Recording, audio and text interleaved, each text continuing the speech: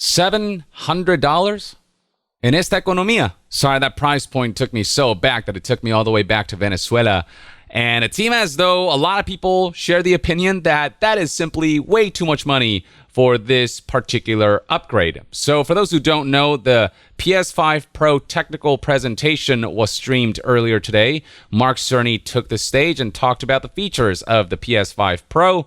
And the emphasis was on essentially how a lot of people, like 3/4 of folks, choose performance mode over fidelity mode. And so this console, this upgrade will bridge the gap through a combination of a larger GPU that gives you 28% faster RAM, 67% additional compute units, and alongside that, up to 45% faster rendering. Beyond that, they emphasized advanced ray tracing alongside AI-driven upscaling. And yeah, those are neat features and all.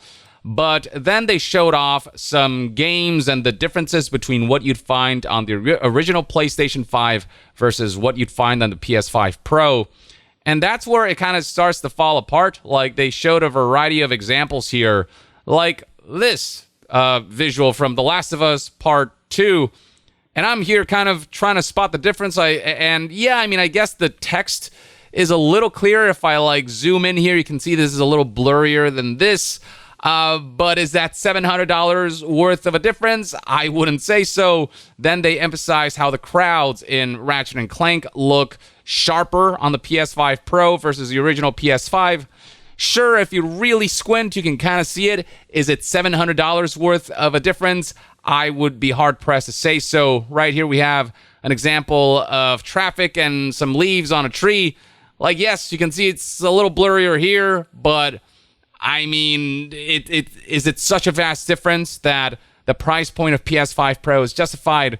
Very few, I think, would agree with that. And while it's nice that we'll be able to have the fidelity of fidelity mode while having the performance of performance mode on the regular PS5 still looks good enough, where a $700 price point for the PS5 Pro, for a lot of people, is just simply not acceptable. And it doesn't help matters that the vertical stand is sold separately. They can't even include a piece of plastic after charging $700 for the PS5 Pro.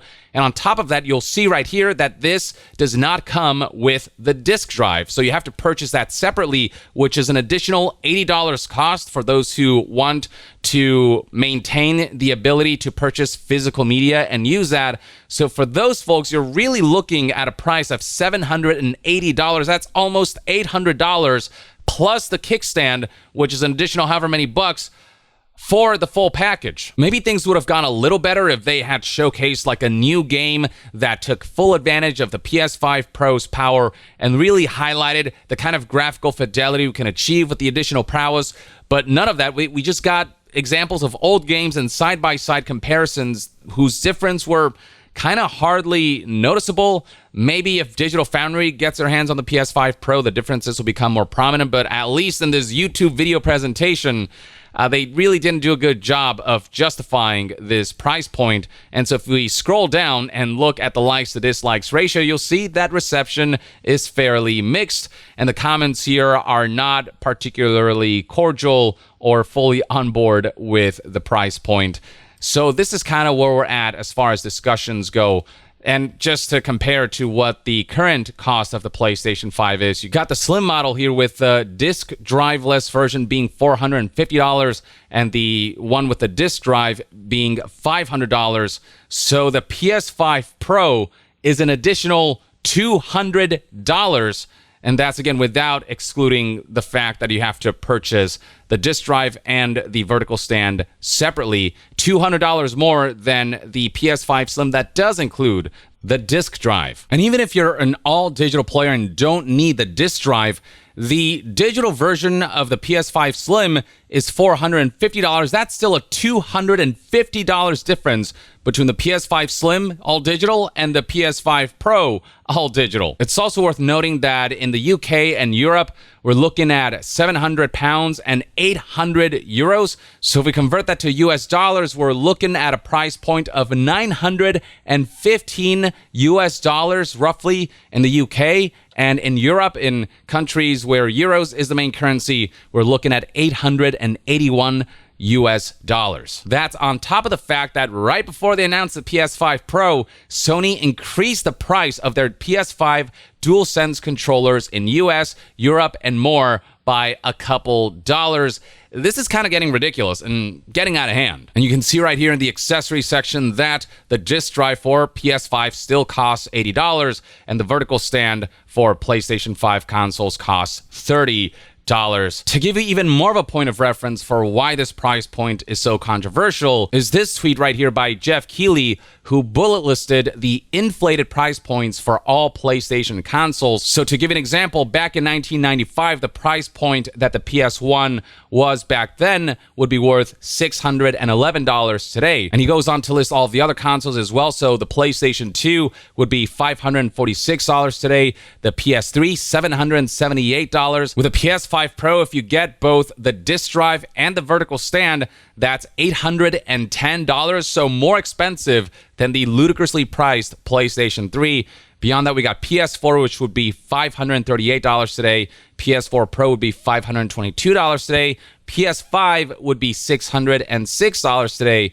And then PS5 Pro, $700. Again, that's the base price, the incomplete package without the disc drive and the vertical stand. For all intents and purposes, the PS5 Pro might as well be the most expensive console that Sony and PlayStation have ever launched if you actually want the full package, if you want all of the features there. The PS3 at least did come with a disc drive, and so the PS5 Pro is going viral for all of the wrong reasons. The optics are kind of abysmal. Tweets are going viral like this one right here with over 1 million views and almost 30,000 likes within just a couple of hours. You guys are selling the disc drive separately for a $700 console that is $200 more expensive than the original version of the console. We have to pay over $800 to get the full PS5 Pro experience. There's just no way they thought this was okay. We got this post right here. I think it's super dire that they're showing off the PS5 Pro features on games that everybody beat last year. As I mentioned before, if they'd shown off some new games that highlight the power of the PS5 Pro and really highlight the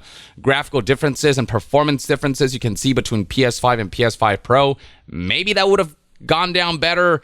But even then, $700 is still a steep asking price point that would take a lot of selling. We got this tweet right here with almost 1 million views and almost 30,000 likes. The PS5 Pro has lines across the middle of the console, which are not to the lines Sony executives were doing when they priced the thing. Oh yeah, design-wise, it's got more lines in the middle here. That's how you know it's a PS5 Pro and not a regular PS5 Slim. Folks trying to identify the difference between PS5 and PS5 Pro graphics, at least in the demos that they showed off during the PS5 Pro presentation. I myself was also like squinting and kind of noticed slight differences, but nothing so substantial as to justify the additional $200, or I should say additional $300 if you want the full package. People are already posting memes that are comparing the price point of the PS5 Pro to Mr. Krabs' levels of greed. You've got this tweet right here that has also garnered tens of thousands of likes and hundreds of thousands of views. $700, and the first game we saw running on PS5 Pro was a PS4 game. Man, LOL. Referring to The Last of Us Part 2, which, yes, is a gorgeous game, but it is a last-gen game, and they need to show off new stuff that highlight current generation prowess. Here we have somebody highlighting how for not much more you can get a PC that's pretty damn good and pretty future-proof. So PS5 Pro Plus disc drive is $780. If you get the vertical stand, that's, again, $810. For about $500 more, you get free online, free cloud saves, much cheaper games, mods, higher fidelity and frame rates, PC Game Pass with day one Xbox games, plus hundreds of other titles, PS5 exclusives that will eventually come to it in 1 to 2 years after launch, DLSS with frame gen, ability to tweak and customize settings, ability to upgrade one PC part at a time, countless other benefits of a gaming PC, so on and so forth. And you can get an even cheaper 1440p build. Now, the benefit of the PS5 is that you do get those PlayStation exclusives on day one, unless they are like live services like Helldivers 2, in which case they will come to PC on day one. But for your like Last of Us's and your God of Wars, yeah, you'll get those early, but you can also probably get away with just sticking to the original PS5 console. Like, the market for the PS5 Pro feels extremely narrow at that price point. It really is for people with, who just have money to burn and really want those high fidelity graphics with high frame rate. But I feel like most people will be pretty okay with the performance modes we've been seeing so far in the graphics there, at the distance that they're sitting from their TV, at the resolution that these games run in, and how good these games tend to look even in performance mode. You got somebody right here highlighting the comedy of how Sony, in just the last week, the CFO said that they don't have enough IPs, and then they announced the PS5 Pro to make more realistic graphics, and then Astrobot launched within the last week, and it proved that they have so many IPs because of all of the IPs highlighted within Astrobot that highlight the treasure trove of IPs that exist under Sony, on top of the fact that Astrobot isn't a realistic game, and highlights that you don't need hyper-realistic graphics to make something amazing, to create a full-fledged, exciting, wonderful, magical single-player experience, or just gaming experience in general. So yeah, this is kind of what discussions surrounding PS5 Pro look like right now. It's fairly negative overall. For my part, I think that the PS5 Pro should have been $600 tops, and it should have included the disk drive and a vertical stand, and then they should have lowered the PS5 Slim editions by, like $50 or something, and I think that would have maybe gone through a lot better. But the current model and just how stingy they're being about this $700 package that still isn't the full package, like, I can totally see why the optics surrounding this are so horrible, and I'll be very curious to see whether PS5 Pros actually sell, and whether Sony and PlayStation will be able to output games and products that take advantage of the PS5 Pro's enhanced hardware enough that it'll start convincing people to start leaning in that direction. But currently, based on what they've marketed so far, I just don't see how anyone will feel enticed to upgrade. For newcomers to PlayStation 5, even then, we're talking about $200 more. Even those folks, I feel, will generally be enticed to just get the original PlayStation 5, which is powerful enough and games look good enough on those consoles, but at least they haven't invested in a console already, and maybe will kind of justify to themselves to just get the most future-proof version of PlayStation 5 by getting the PS5 Pro. But even then, at $700, that doesn't come with the disc drive or the vertical stand. Like, it is still like a difficult proposition. It is still quite the consideration to make, especially in the economy we're in right now, where that kind of price point does feel substantial and not something to scoff at. To me, this feels like Sony is returning to arrogance mode, and it feels like it's going to backfire, though who knows what the future holds and what kinds of products and games they'll have prepared to really market and try to justify what they've done here with the PS5 Pro. I'm sure it's an impressive piece of hardware for what it is, but if they want to make this a mass market product, $700, that is incomplete, and what is technically an $810 package if you want the full experience. I don't know. Oof. So yeah, that's my take. Let me know in the comments below what your thoughts and opinions are on the PS5 Pro price point. Do you agree with many folks that they've kind of crossed over a line with the price point, or do you think this is around where the hardware's price point would sit based on the offerings that they highlighted in the earlier presentation, in the earlier live stream? Share your thoughts in the comments below, and to be further updated on all things gaming news, reviews, and discussions, stay tuned right here on Young Yeah. I'll see you guys next time. Young out.